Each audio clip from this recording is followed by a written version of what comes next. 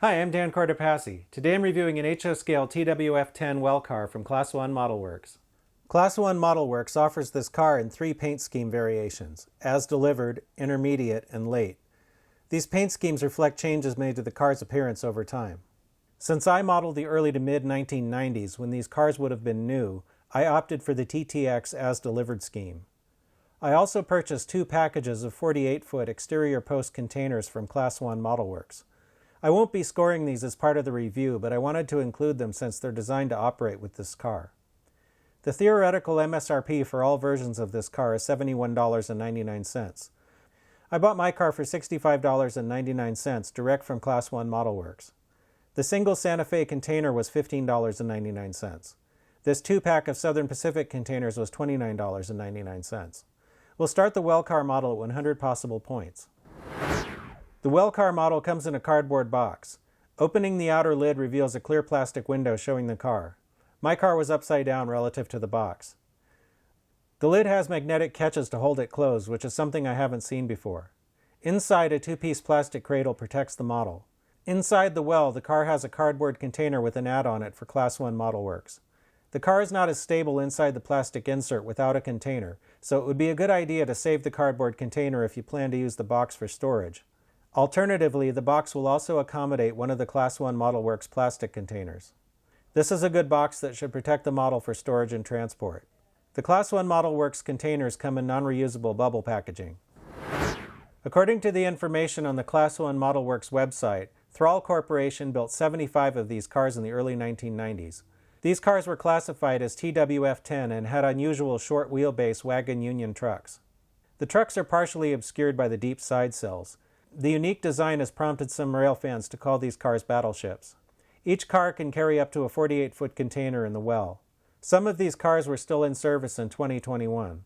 Because the design was never repeated, the TWF10 has remained unique among well cars. I found several photos online of this exact car, TTX 54001, from 2005 and 2006. The model appears to be a near exact match with respect to detail and paint. I couldn't find a photo of this exact Santa Fe container, but I did find photos of similar ones. The container looks to be a very close match. Likewise, I couldn't find photos of either SP container, but I did find a similar one being used as a storage shed in 2006. The model also appears to be a very close match. The paint on the car is opaque and the markings are crisp. Small stencils are legible with magnification. There are a couple small voids in the markings, but nothing objectionable. There is a little bit of color variation inside the well. The ends are darker than the center part. I'm not sure if this is intentional or if it's a paint coverage issue. A little weathering would help to hide this, and the variation might even make the well look more realistic. It feels like the main part of the car body is made of metal, with plastic, photo-etched metal, and wire details. Some of the small plastic details are slightly translucent, which may look unrealistic depending on your layout lighting conditions. Most of the detail on this car is on the ends. There are freestanding ladders at the corners. The ends have uncoupling levers, freestanding grab irons, and air hoses. Both ends have see-through photo-etched walkways. The B end has a nicely done brake wheel. Most of the brake system components are actually on the A end, including the triple valve, air reservoir, and very detailed wire plumbing. The website also mentions this IBC storage box. I have to confess I don't know what IBC means in this context, but the detail is excellent. Though hard to see because of the car's design, the trucks have rotating end caps. Because the brake wheel and other details on top seem a little fragile, I'd recommend putting a container in the well to protect them before flipping the car over. Underneath, the detail is minimal, but well cars typically ride low and most of the plumbing has to be on top or run along the sides. The trucks have metal wheels with RP25 treads.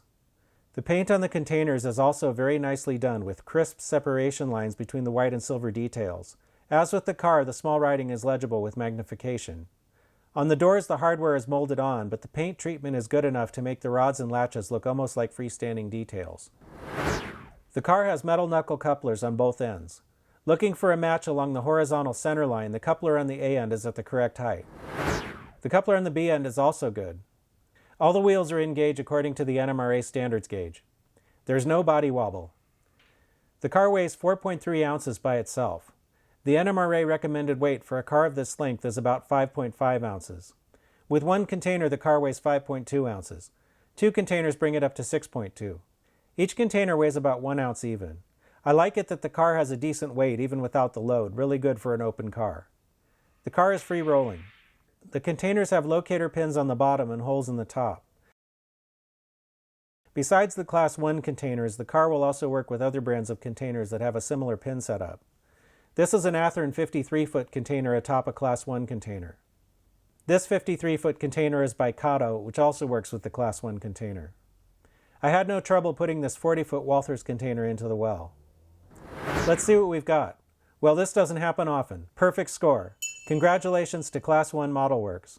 This car gets 100 out of 100 possible points, which is an A+ on a report card. This is a highly detailed and accurate model that looks really good. It definitely gets a green signal. I think Class 1 Modelworks did an outstanding job on this car. If you're looking for a unique piece of intermodal equipment for your HO scale layout, then I think you might like it. If you like this video, then please like and subscribe. Stay tuned and thanks for watching.